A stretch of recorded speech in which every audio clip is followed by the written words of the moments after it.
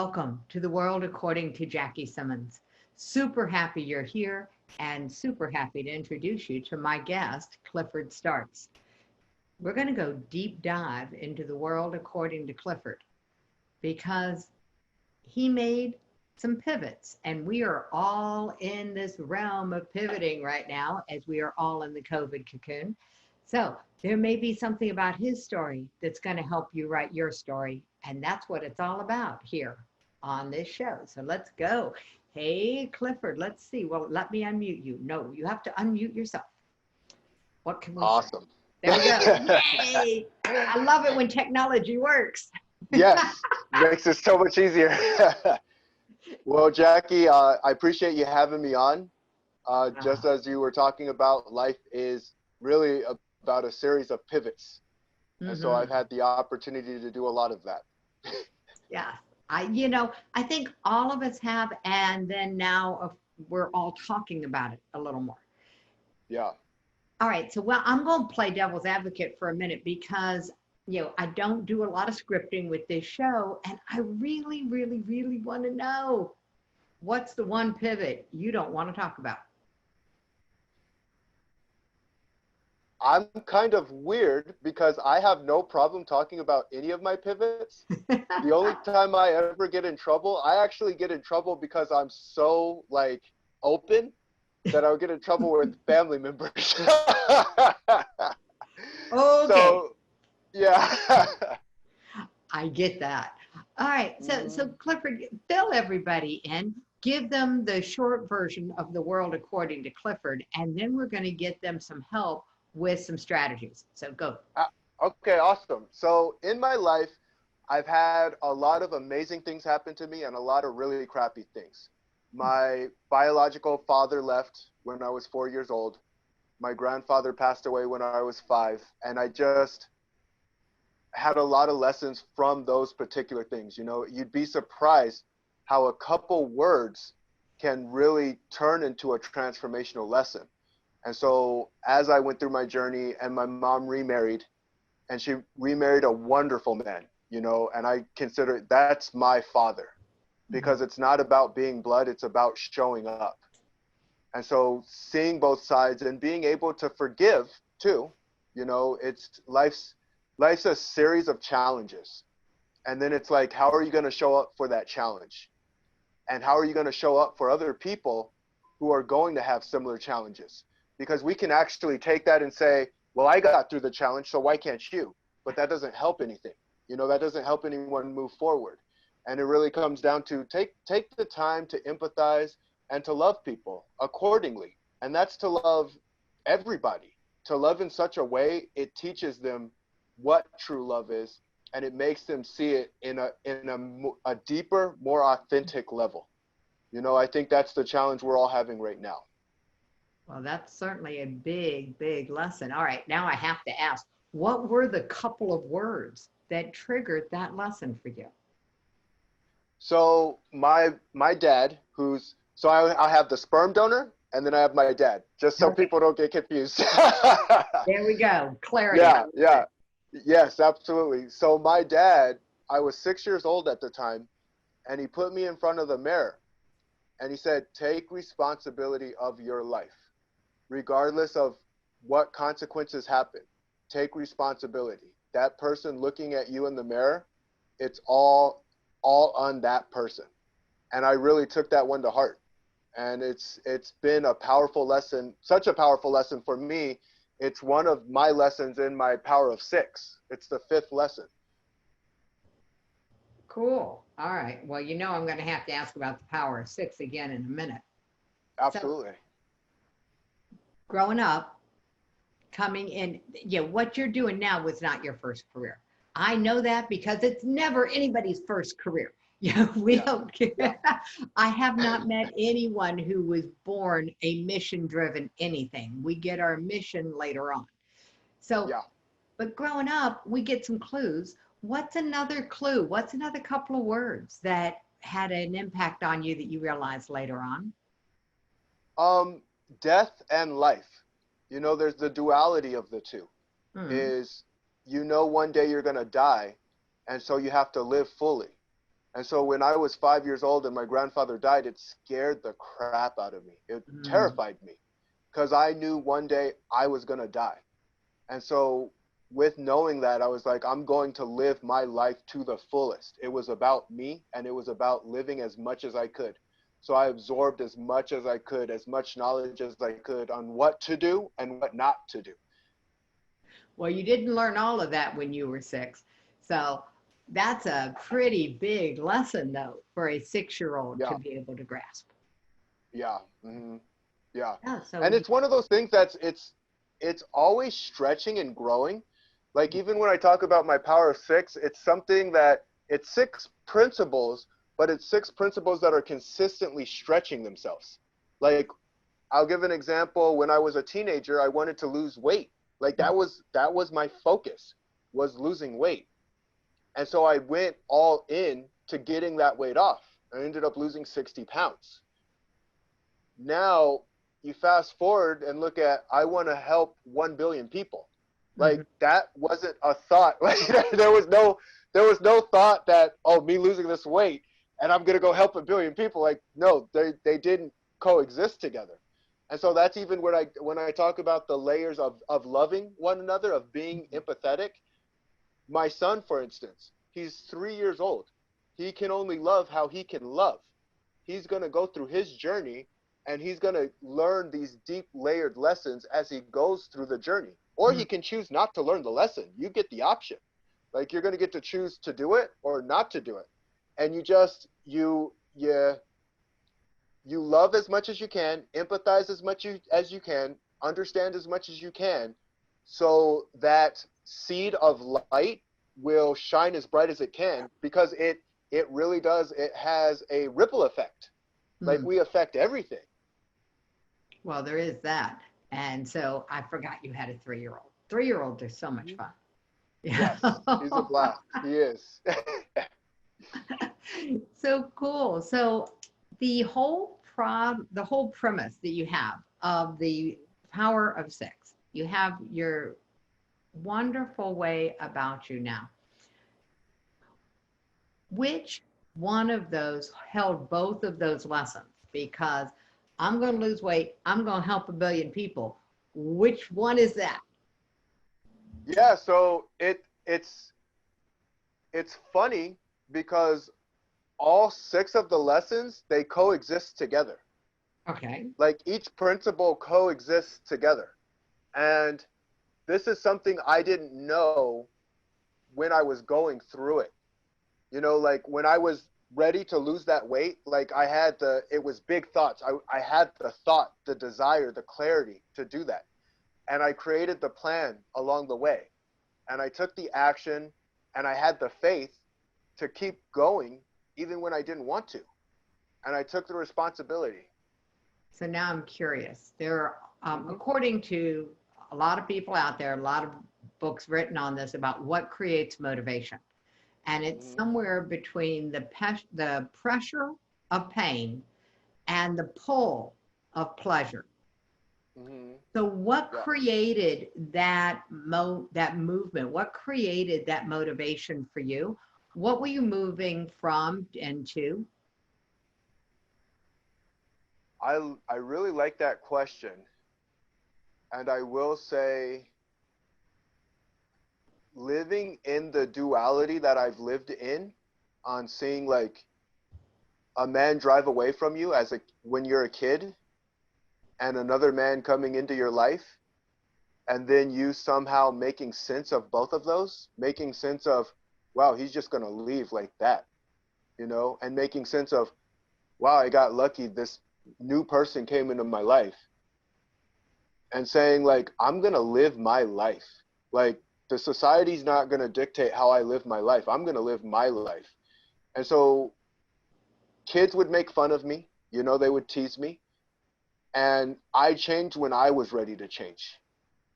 And it was from having those lessons of, you're going to live and you're going to die, like, so you better live your life as fully as you can.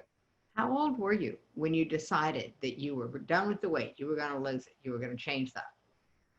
I was 13 at the time, and it was funny how it came about. So we were at a hotel, and they had, so there was the front facing mirror and there was the back facing mirror too. And this is how I know, like, oh man, they mess with women who are going to get married because they have like three mirrors behind them, and they're like, oh yeah, well, this very expensive dress will make you look amazing. And so anyway, I saw myself at a different angle, and Ah, that's when I was like, I'm done. got it. Got it. Okay, so that was for the losing weight. Yeah. What was it for the I'm going to touch the lives of a billion people? So after I lost my weight, I've always had an infectious love for people. Like I've always really loved people at a weird sort of a level. And I was kind of done with people because I loved them at such an infectious level, and I didn't feel like I got the same love from other people. So I was going to go live up in the forest with my pet bird. Remember, I'm a kid at the time though. So I was just done with people. You know, How I'm old like, were you when you were done with people?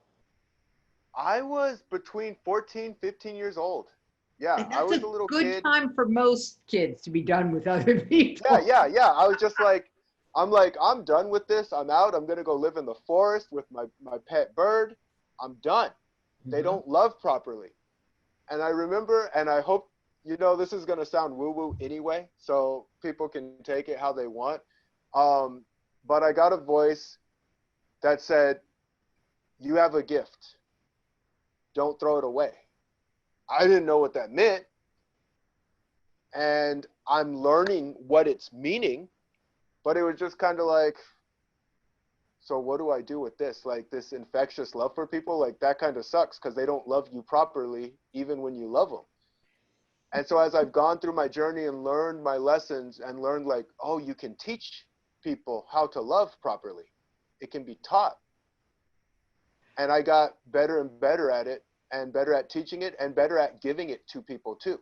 Like sometimes they just don't, it's not that you're not loving them properly. It's just that it's not aligning in the way that it needs to align for both people to take and receive. You hit it right there. The Yeah. biggest challenge in the world that we are seeing is people needing remedial training in how to receive anything, how to Yeah. receive love, how to receive a compliment, how to receive abundance, how to receive a raise. I mean, Mhm. we're just this challenge of receiving. The underpinnings of that is heartbreaking because Yeah. the 90 some percent of people, the last survey I saw was really scary, that over 90% of the people in the survey were self-identified with the phrase of struggling with the idea that they're not good enough. Mm. And from Yeah. there, it's hard to give and it's almost impossible to receive. And yet that's the vast majority of people. Yeah. So once Very you true. got it, okay, life lesson. I love life lessons. Life lessons are Mhm. repeated until learned. So everybody might as well listen up and learn them from you so they don't have to keep going with this. But I'll tell Yeah. you, this message you have of you can learn love, you can teach people how to love is in complete alignment with the concept of we teach people how to treat us. Yeah. 100%. So let's just go up from there. A billion people's a lot. When did that number pop up for you? Actually, recently. Yeah, it was a recent pop up, and like a crazy person, I put it on my Facebook, like my Facebook Live.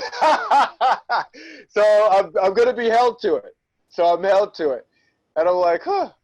And I know that I do things like that because it makes you do what you need to do. I have certain core values that I stand by, and integrity is one of those values. So I think sometimes the best way to hold your integrity is to just let the world know what you're looking to do, so they can call you on it. Where you're like, hey, I thought you were gonna do this over here.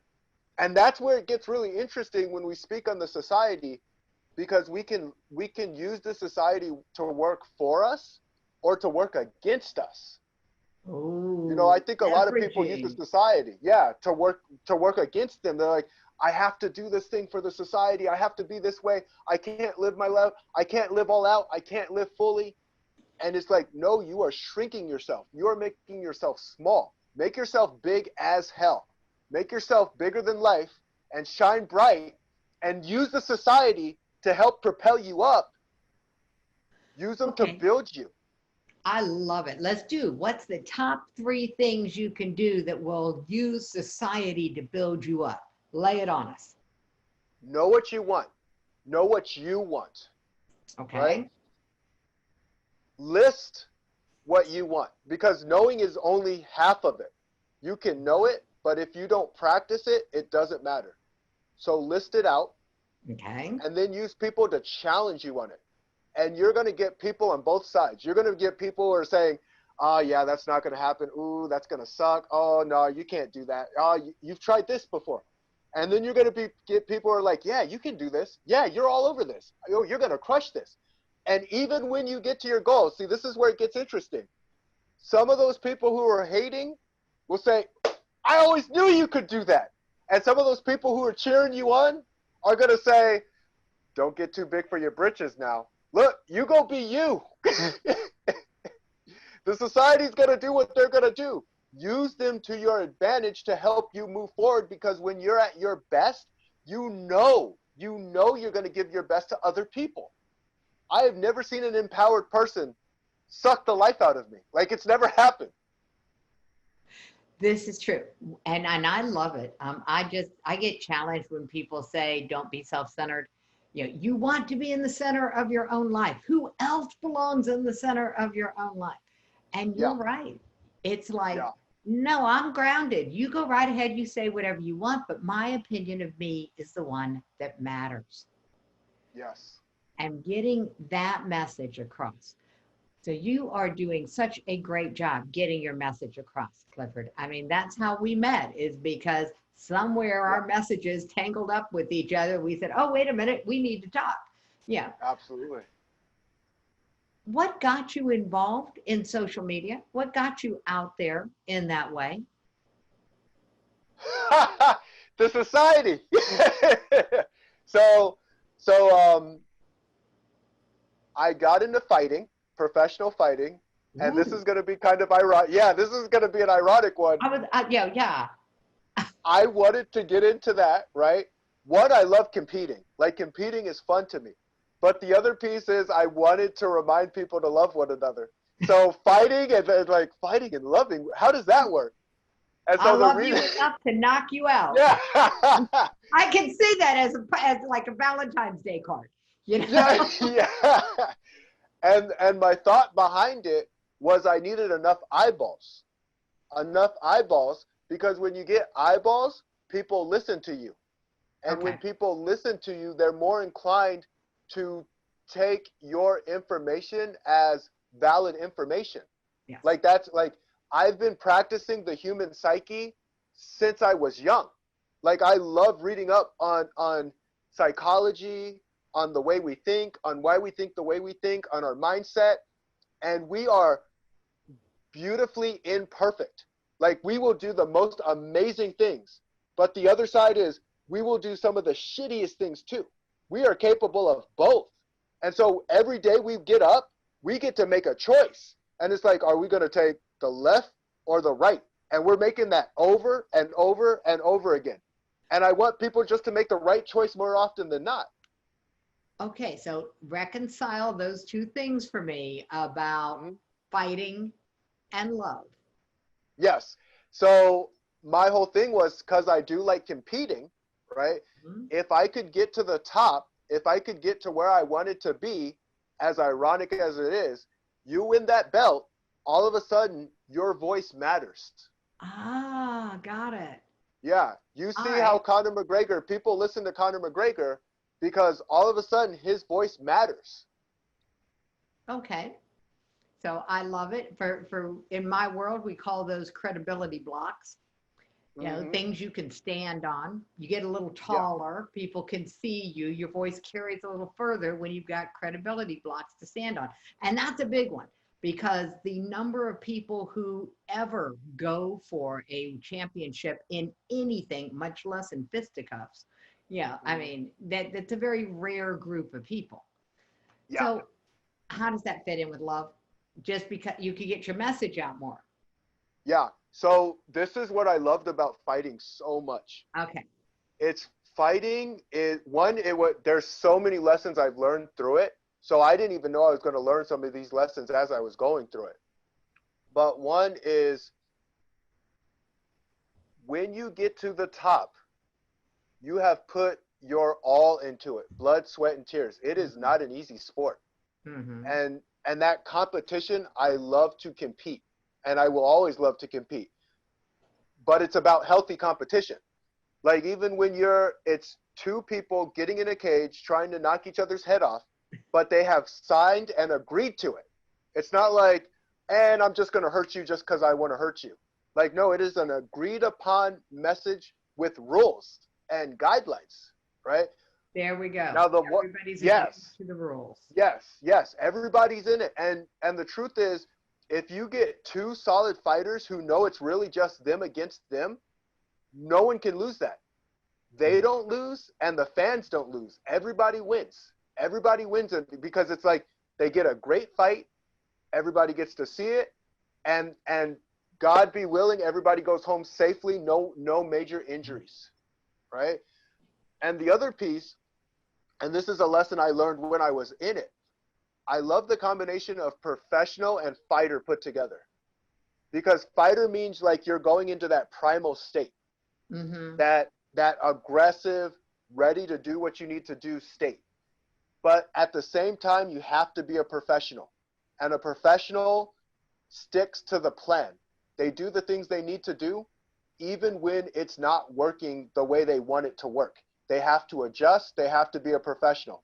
Because if you go in there just primal, you will get knocked out by a professional fighter. The ones who can keep their wits about them, they are the dangerous ones, not the ones who are going all chaotic and yelling and freaking out.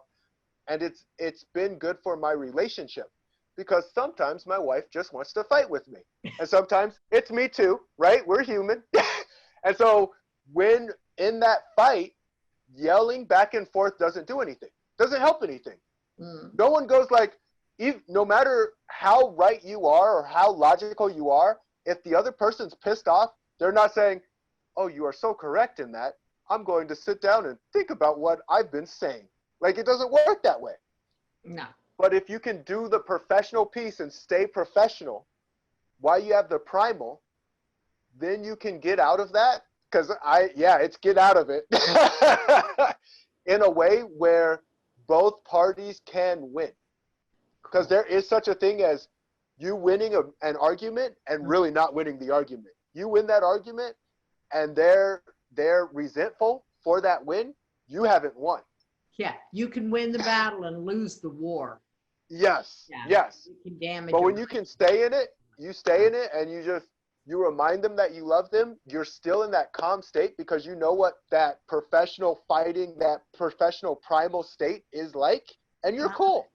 You're okay. You're just like, all right, I love you. It is a very, very interesting mind training that you're talking about. Yeah, there are gentler, just so everybody knows, there are gentler ways to learn these lessons about emotional resilience and emotional control. However, you learned your lesson your way, and now you're using it to spread an amazing message in the world, Yes. Clifford. So share these 6. Okay, you live by this power of 6. Would you just take us through the power of 6 while we've got a few minutes? Because I know there are going to be questions. Absolutely, absolutely. So my big thing is, first and foremost, it's about finding clarity, know specifically what you want, and that sometimes does take time, but do your best. Get as clear as you can. Just get as clear as you can, and it funnels through. So this is the first principle: clarity, think big, feel big. If you can think big and feel big, and just like I said, everyone's on different stages. So me, when I was a younger kid looking to lose weight, that was my think big. That was my feel big. And I wanted to be in that thing. And so I could feel it I could think it, it was there. And then the second is have an effective plan. And I say effective plan because it's not like people don't have some sort of plan, but sometimes they overplan and sometimes they underplan. And if you don't do, like, if you're under planning or over planning, that's dangerous. If you can just plan, like, okay, what 3 things are you going to do today? What 3 things are you going to do to get you to your month goal or 2-month goal or 3-month goal, whatever it needs to be? And are you going to keep them up on the wall somewhere? Because if you write a plan down and you go hide the plan somewhere, all of a sudden you start forgetting about that plan really fast. Like, oh, what plan? Oh, yeah, I remember that. So make it simple enough to where it's not like so overbearing and uncomfortable. It has to be 3 easy steps. That's it. Keep it simple. Yeah. The passionate action is the 3rd step. And passionate action is a combination of when you can think big, feel big, and you have the plan, you most likely will just act on passion. Like when you can get the first 2 down, you will passionately act. Oh. And that's the piece that was really interesting to me, because I didn't know at the time I was going through what I was going through. So I was passionately acting, and in our society, we're taught, like, just do it, make it happen, make it a reality. And so that's one stage that I had to learn when I was in personal training, and I was working with people who couldn't follow through. They couldn't follow through, and I'm like, just do the strategies that I'm giving you. I'm like, oh, I didn't take them through the other steps. You got to take them through the other steps first before they follow those strategies and feel comfortable with those strategies. Because if a person's not thinking big, it doesn't matter how they're acting. They can't possibly act as passionately as they should be. It's just hard for them to do. They don't see the finish line. Well, you're right about that. It's like if you don't know where you're going, you'll probably wind up somewhere else. And we know when we don't know where we're going. Absolutely. So, Absolutely. All right. So I got 3. Yeah. What's the next one? So the 4th is have unshakable faith. Because what gets really, really interesting is people feel that when they follow those 3, it should just work out right now. And that just doesn't happen. It just doesn't happen. Timing. Yeah, because you gotta stretch and learn and become the person you're looking to become, and you can't become that person without the stretching and the growing into that.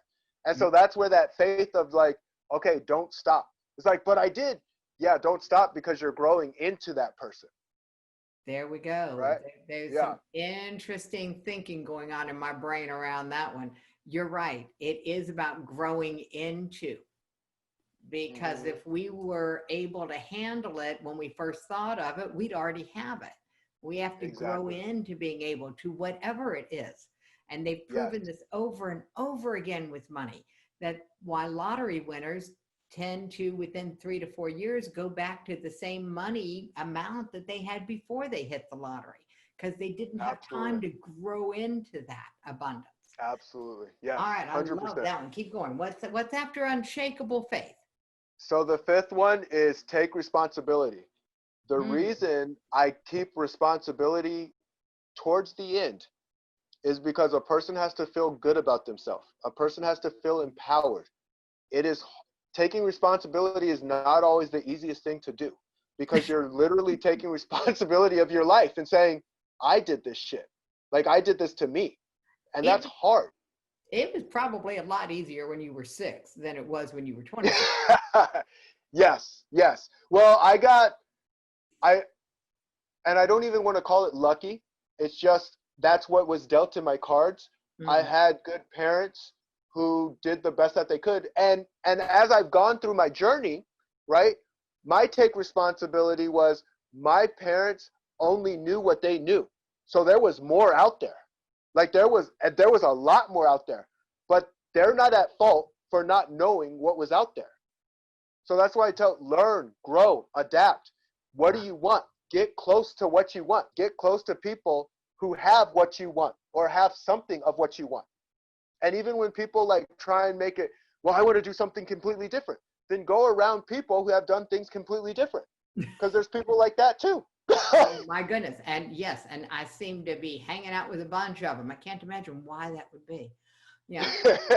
Yeah. And so that's Yeah. when we start looking at ourselves and saying like, oh my God, I'm a creator. Like this is what I am. I infusion a creator. And not only am I a creator, I am an empowered creator because I went through those other steps. So I am implementing and becoming and growing into what I need to be. There we go. All right. So we've got Yeah. clarity, effective plan, passionate action. I do like that one. Unshakable faith, because you have to have some growing in there, and Mhm. taking responsibility. Having faith first makes it a little easier to take responsibility.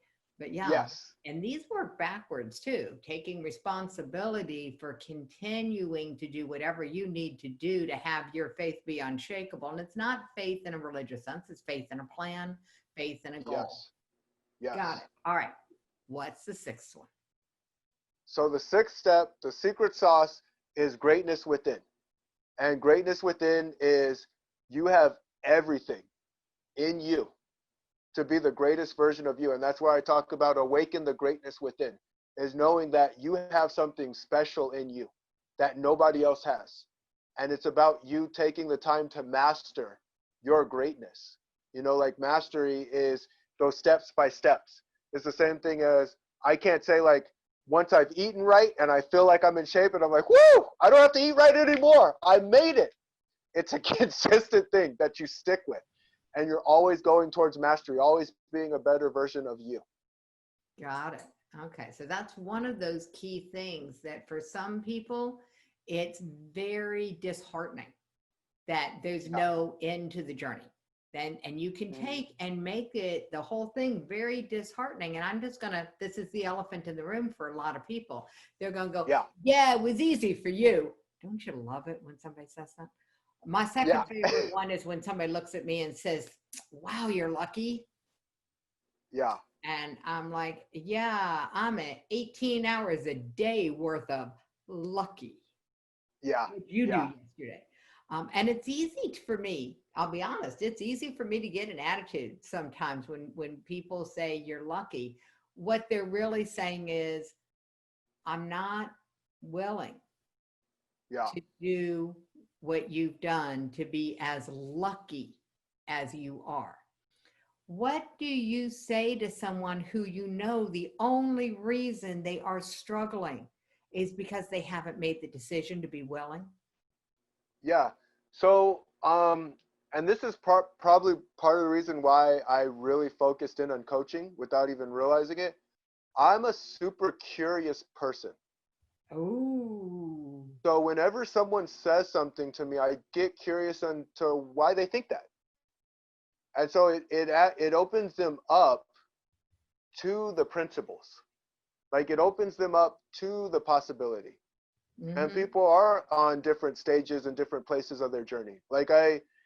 This is going to sound insane what I'm about to say, but I envision myself, and I don't know if it will ever happen, as a motivational speaker as well.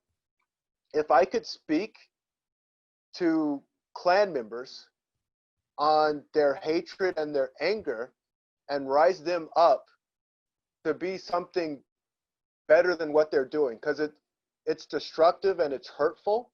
Like it doesn't help anyone. And people sometimes think putting their thumb down on other people keeps others, like it keeps them on top, keeps Mm-hmm. a certain person on top, when in truth everyone can win this game called life. Like everyone can. And so when I can take people who have a different consciousness level of my own and convert them to say like, to see possibility, to see like, why not rise another person up for the sake of rising them up? You know, I listened to Martin Luther King and his I Have a Dream speech, and it was a Mm-hmm. beautiful speech because it talks about being judged by the character, right? Mm-hmm. And I think everybody is capable of having not just good character, but great character. I think everybody can. Uh, and it's a challenge sometimes, and it's hard sometimes, but it's worth taking on. You know, it goes back to that fighter in me. It's worth taking on. And when the society says, don't do it, Clifford, Don't do it. You My fighter in me says, why not? your question, why not raise someone up, is a powerful, powerful question.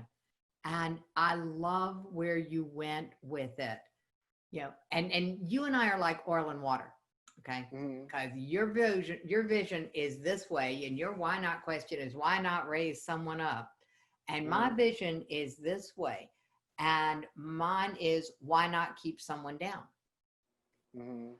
And we get the same results for people coming at it from two very different perspectives. Yeah, You know, absolutely. and I'm like, there's no way to do it wrong, which is one of my favorite things is, you know, you can't Yeah. do this wrong. And I love the fact that it does not matter where someone is starting with you. There is always more up. Mhm. There's Yeah. always more up with you, Clifford. And I love that about you. Now, you love waking people up. And so before I forget, I want to tell everybody, and there'll be a link in the show notes. In the show notes, you'll find it where it's going to say, awaken the greatness within. Mhm.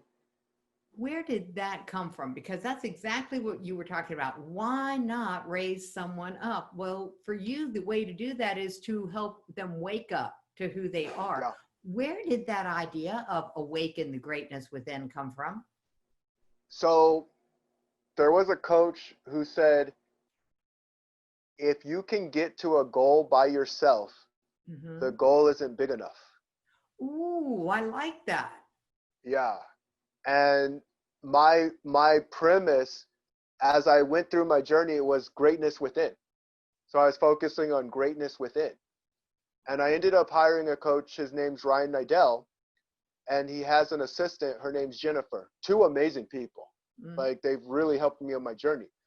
And so they've helped me with my copywriting and understanding making things tangible. And Mm-hmm. so I knew it's always been in here, and it's about getting it out into the external world. So we're living in an internal external world, right? Mm-hmm.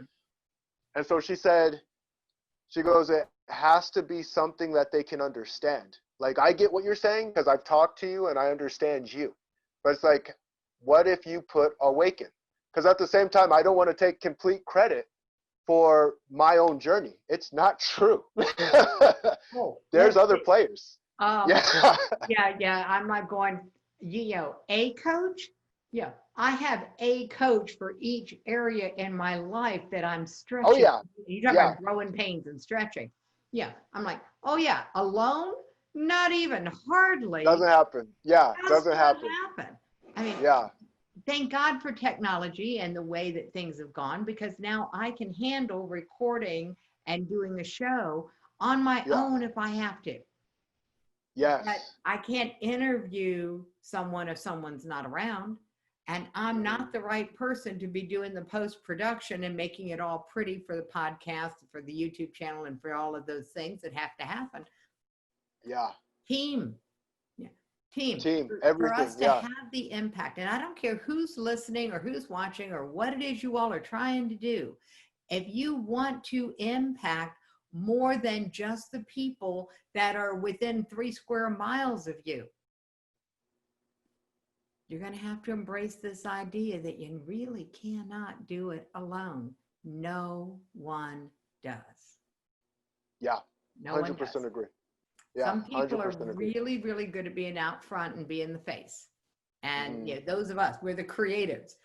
What Yeah. do we have to have behind us to make it possible for us to be seen is a bunch of people who understand how that side of a message works. You know, Yes. there's such Yeah. a thing as 100%. being message driven. And even if you are message driven and mission driven, you've got to have the team. Even if Yeah. it's just your best friend who comes over and holds your hand while you get it done, Hmm. whatever it Yeah. is. Yeah. Yeah. Cool. So what do you have coming up next? You've got a voice in the world. Uh, Yeah, you're starting to get a voice in the world. What's next? What can people look forward to hearing more about from you? Yeah, so the people who do join the Awaken the Greatness Within, Ryan Nidell, the guy I was talking about, he really puts your feet to the fire, which I absolutely 100% respect.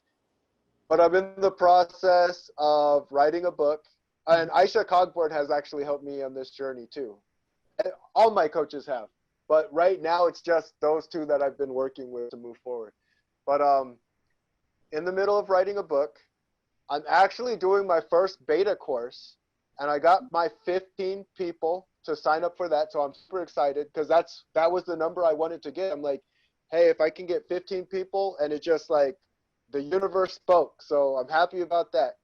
I'm going to have that out. And where I'm really excited is I get to see how it affects them in a way like, do they love it? Do they like it? Do they dislike it? Do they hate it? And And when do I can I figure like that, teaching it? Hold it. You got to yeah, put you in there because trust me, yes. I do beta. I love doing beta courses. Mhm. And the people who take the beta, I always invite them back for the next round because the second time I teach anything is different. Absolutely. Yeah, Absolutely. teach it the first time to lay something down, and then you can do something different. Yeah. So, And I tell you, great. it's been such a cool experience already because I'm just how you talk about being a creative. You have your idea of what it's going to look like, Mm-hmm. but you add other pieces to it as you're going through it too. Oh yeah, And like so, people. yeah, yeah. And they're really they're opening up and being so vulnerable, and they're being vulnerable in a safe space Mhm. where they can really upgrade in a level they didn't even think was possible at one time. And there's just nothing cooler than that. You know, we haven't even I haven't even given them the course. We're just in a messenger chat. And I'm like, and I'm reading these chats and I'm like, this is so cool. Like they're bonding right now. And it's cool to watch. There's a conversation happening, Clifford, and that's one of the great things about what you're doing and about the time that we're spending together today. So I want to just let people know what we're talking about is a website, www.awakenthegreatnesswithin.com, and that takes them to a group, to a Facebook group, to an online group where they can start to interact and get to know each other. It's not where the course is happening, but it's where you can hear about the next round when it happens and where they can get more engagement with understanding what these 6 pillars are, these 6 powerful places to play. The power, that's such a cool place for you. And Yeah. I've got a surprise for you. Okay. I'm known as the queen of taglines, and I Uh, just realized what I'm going to title this segment. Are you ready? I'm ready. Fighting your way to love. I love it. So there we go. Literally. So on that note, take us home. What is the one action that someone can do beyond going and becoming part of the community that you are guiding on this mission? What is one thing that someone can do that's going to help them get started on their journey to awaken the greatness within? Okay, one of the most important things I could tell anyone to do is get as present as you can with yourself. Love yourself a little more fully, because when you love yourself, it gives you the energy to do the things you need to do, and it gives you the energy to love people in a way you didn't even know was possible. Give me the step by step to getting present with myself. Give me 3 steps. Take a breath, realize that air is going into your lungs, in and out of your lungs. Focus on that place. Realize that you're a creator and what you've created. Step back, think of your journey, think about the people you've loved and the people that you've hurt. Think about the times that you've hurt yourself and think about the times you've loved yourself. Go as deep as you can and know you're in a safe space. Know that there's no judgment here, just a place to feel empowered. And feel that power washing over you as you're going in, breathing in more power, and breathing out the negativity. Do that consistently for 20 breaths. Wake up and get ready to take action. Oh, I like that. I'm a big fan of things that do left brain, right brain together. Hmm. And that does. Yeah. And that does. So just so you all know that while you are doing that exercise of breathing in and out, triggering, bringing up, consciously connecting with the memories from your experiences of where things were right and where they weren't with yourself and others. And at the same time, being aware of how many breaths you're taking. This is a wonderful, wonderful way to really incorporate the idea of processing stuff, Clifford. That's amazing. Cool, cool. All right, everyone. You heard it here first. There is a way to fight your way to love, and you're going to do it better with Clifford. So, Clifford, thank you so much for Yes, thank being, you for having me. I appreciate it. well, I was saying thank you for being willing to go into the ring and bring those lessons out to those of us who are not willing to step into the ring, at least not that ring. So, Yeah. my invitation to everyone listening today is whatever ring is calling you to step in and be great, feel free to gather a tribe that's on the same journey with you. We are so grateful, Clifford, for you being here and for everyone who decided to go on this journey with us. So, brings us to the end of the show, Clifford. Aw. It was a pleasure. Thank you so much. I appreciate it. Now, when you are finished and we're wrapping up, I want you to give a message to your son for me. Okay. And the message is, thank you for being willing to wait until Dad was done. Jackie says thank you on behalf of everyone listening, because he could have made so many other choices during the time that we were talking. And so I just really want to acknowledge him and let him know. Thank you. Thank you. He was Oh, so you're good very this welcome. time. So that probably didn't get caught. Say it again. He was so good this time. He was amazing. Yeah, he I'm really, really really impressed. Yeah, I will give him a. I'm was. gonna have to give him a popsicle or something. Yeah. Well, I love the idea of professionally means you go all in within the rules. Yes. So knowing the rules of the game you want to play is key. And Clifford, thank you for bringing your rules and sharing them with us today. Absolutely. And Namaste. namaste.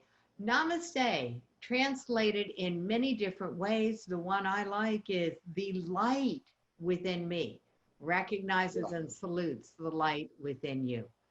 And so, Yes. namaste, brighten up the world, and have a great day. Actually, say that again, Jackie. Make it a great day, everyone. The choice is yours. Thank you very much, Clifford. Thank you.